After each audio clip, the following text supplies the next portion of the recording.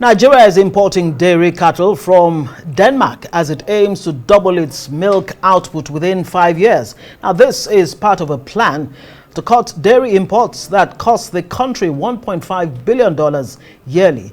Livestock Minister Maiha says, well, despite having one of Africa's largest cattle population, Nigeria's milk output of 700,000 tons a year falls short of its annual consumption of 1.6 million tons.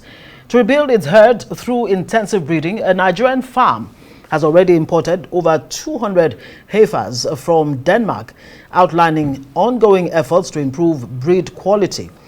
Now, the Minister of Livestock Development, Maiha, notes the progress being made on the National Dairy Policy Framework and a 15-year livestock master plan with phased investment goals. Joining us now on Newsnight is the Minister of Livestock Development, Maiha, to speak on the federal government's recent move to import dairy cattle from Denmark as part of its plan to double Nigeria's milk production within 5 years. An initiative which aims to significantly reduce the $1.5 billion spent annually on dairy imports in Nigeria. Well, thank you so much for joining us on Newsnight tonight. First, I'd like you to clarify, where exactly the idea of cattle ranching and grazing reserves, where is that now? Because I'm wondering, how exactly will this plan fly if you don't have ranching and grazing reserves in Nigeria? What's the situation with that? Thank you very much. We have grazing reserves in the country. Mm-hmm. The first grazing reserve was gazetted in 1957. And between then and now, we have a total of 417 grazing reserves across the country. These have been inventorized. We have taken the coordinates. We know their legal status. We have digitized them on a map of Nigeria. We know the topography. We know the availability or absence of bodies of water. And we also know some of the encumbrances in terms of people who are not livestock keepers are on some of those lands. Some of those grazing reserves that have been close to cities have been already been built. And that is to tell you that we're on top of that census. However, that is just at the level of data mining. Mm-hmm. What are we doing with those grazing reserves? Yeah. We have already developed a model for rehabilitating those grazing reserves to make them conducive to serve the purpose for which they were meant to accommodate livestock keepers. Now, this model was a few months back launched in Plateau State at Wase Grazing Reserve. Wase Grazing Reserve itself is a sprawling 100,000 hectares of land. Very, very rich. It has about 22 dams. Some have been silted, some are still useful and available. However, the model we have designed, for instance, what are the minimum conditions required for receiving livestock? You need pasture, you need water, you need also certain amenities for the families of the livestock keepers.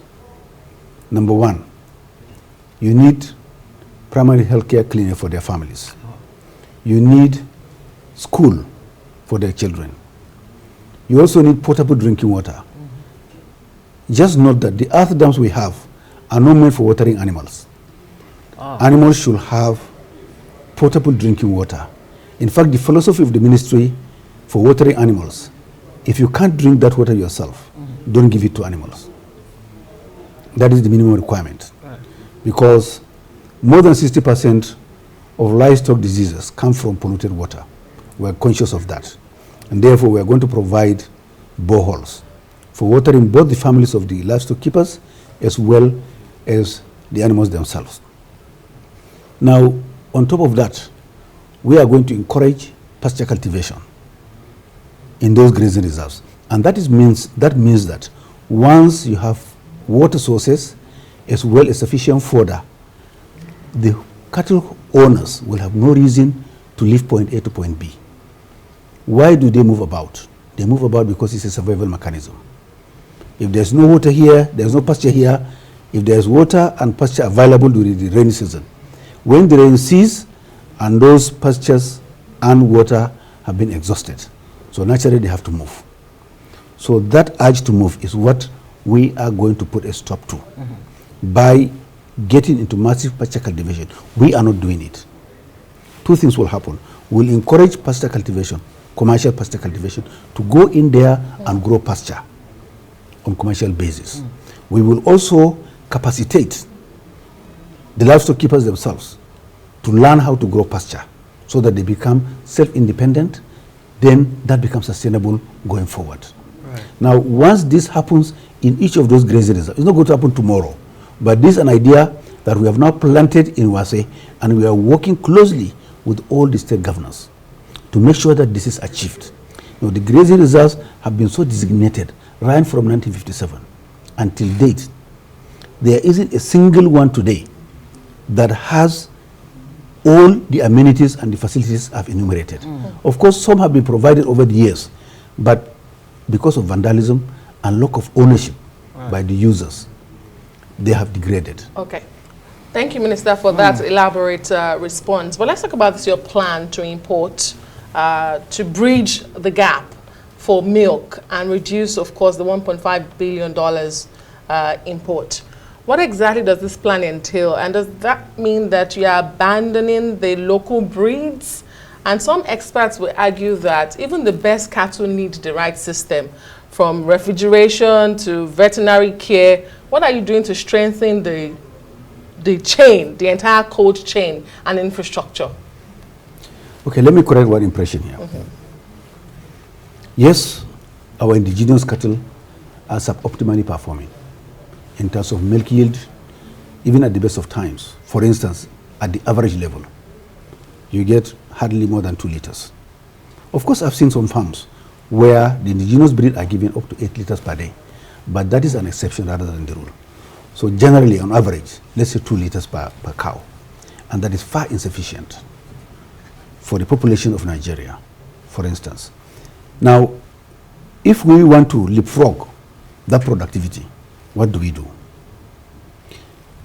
One choice is that you get veterinarians, animal scientists, reproductive geneticists, etc., to do selective breeding. That will take about 15 to 20 years for you to get the best on the basis of performance selection. We don't want to reinvent the wheel. If we want to improve the performance of our indigenous animals, and it is not their fault, over the years we have done nothing to improve their condition. Many of them are stunted because of lack of sufficient feed and fodder. Many of them have go through debilitating diseases, endemic diseases, because health coverage is not sufficient. They do a lot of trekking to look for food and fodder. If a cow treks 1 kilometer, she loses 12 kilocalories that ought to have gone to manufacturing milk or building a body weight. But they hardly have the opportunity to rest and do that processing, converting that energy into useful protein for us. Now, if we want to do that, how do we do it? Looking at we're in the tropics. It will be a tall order for anybody, for instance, to go to the temperate zone and bring animals straight into an environment where you're recording sometimes 42 degrees centigrade.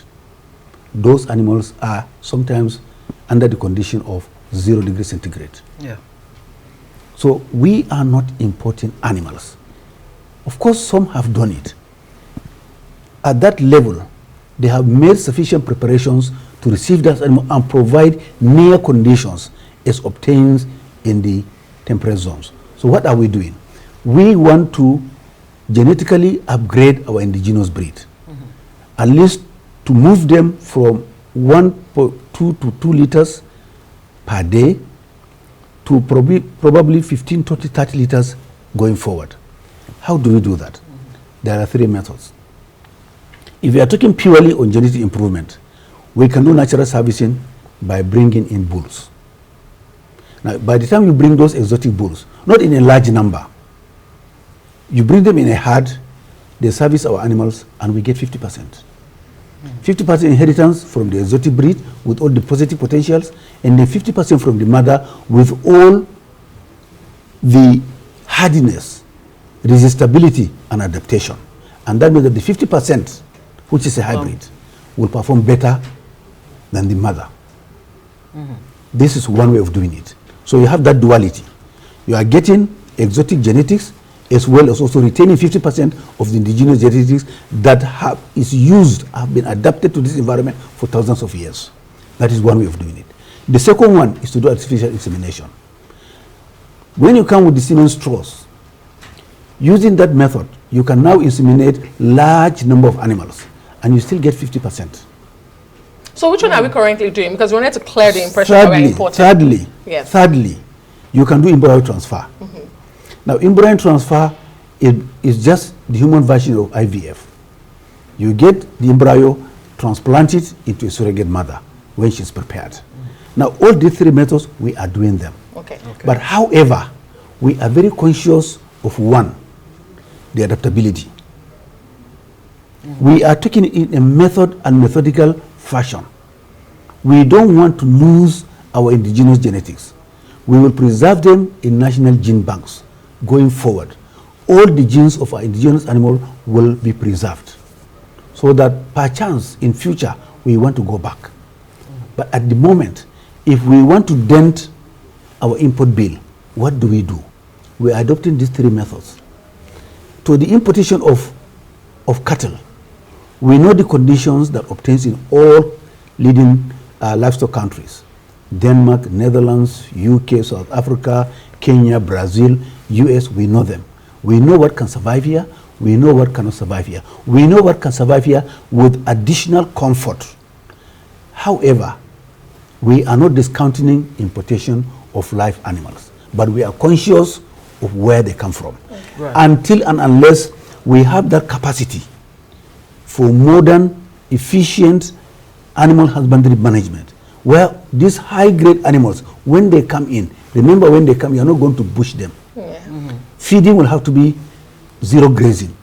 So you have to have sufficient pasture, you have to have all the equipment, you have to have all the know-how to manage those animals in situ, to be able to harvest all the potentials in terms of milk and beef.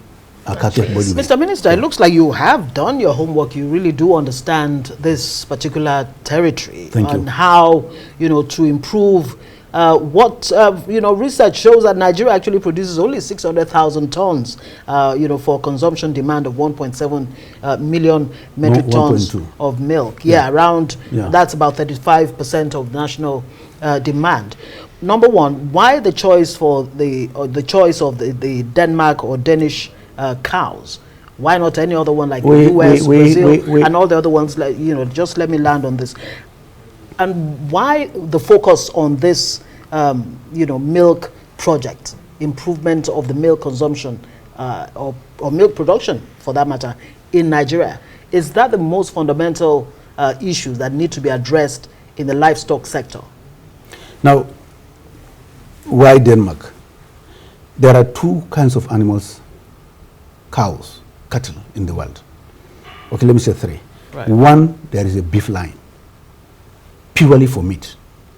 They produce little milk, just for their calves.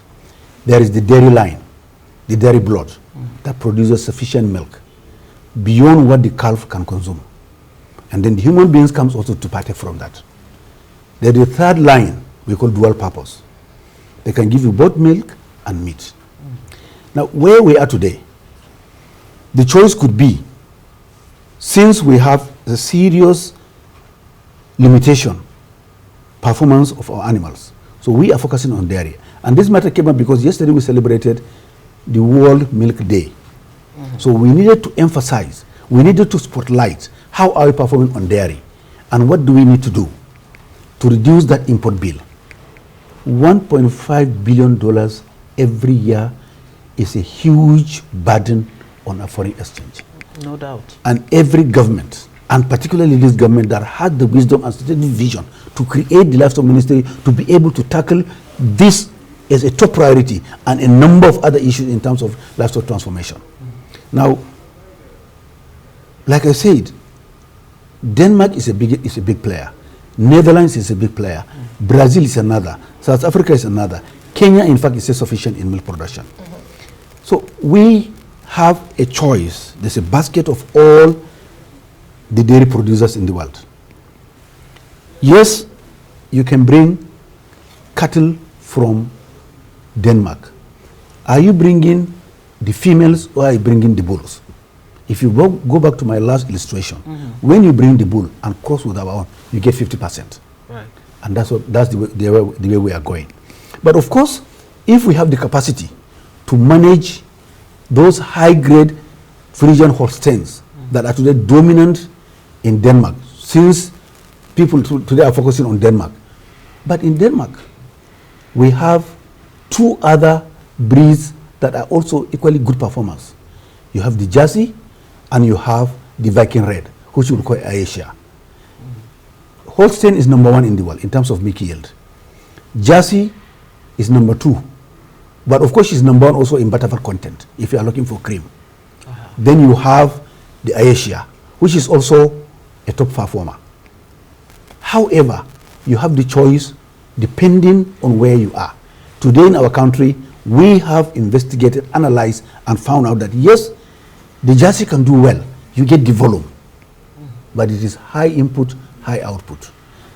The Jersey does well, low input, high output, and they are more adapted to our environment than the Holstein. All right. How soon are we likely to see the outcome of this investment and you're going into? Yeah, at the moment, we have finished all our planning and our analysis.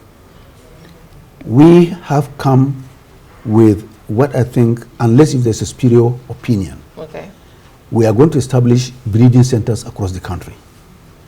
And that's not reinventing the wheel. At the point of independence, the British left sufficient number of breeding centers virtually in every province in this country. But we have not been able to build upon those ones. No, but is there a timeline for this project? Well, at the moment, we are escalating our ideas up front.